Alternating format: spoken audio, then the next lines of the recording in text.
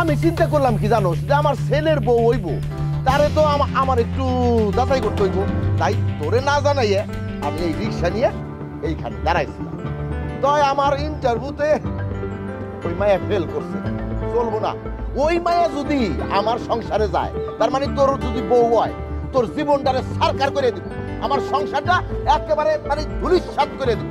তুমি ঠিক বলছো বাবা। তুমি যে মানুষটা সামান্য আমার বাবার এরকম অবস্থা দেখে আমার ছাইরা চলে যেতে পারে, ও যে আমার ভবিষ্যতে আবার ছাইরা চলে যাবে না তার কি গ্যারান্টি আছে?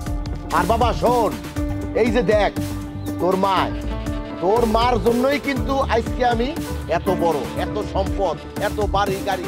আমার কি ছিল? কিছুই ছিল না। তোর মার বুদ্ধিতে আমি চলছি, আমরা দুইজনে শেয়ার করছি, বুদ্ধি কইরা সংসার এত বড় করছি এবং আমি এত বড় হইছি। তাই সবসময় মনে রাখবি, সংসার সুখের হয় রমণীর সুখে।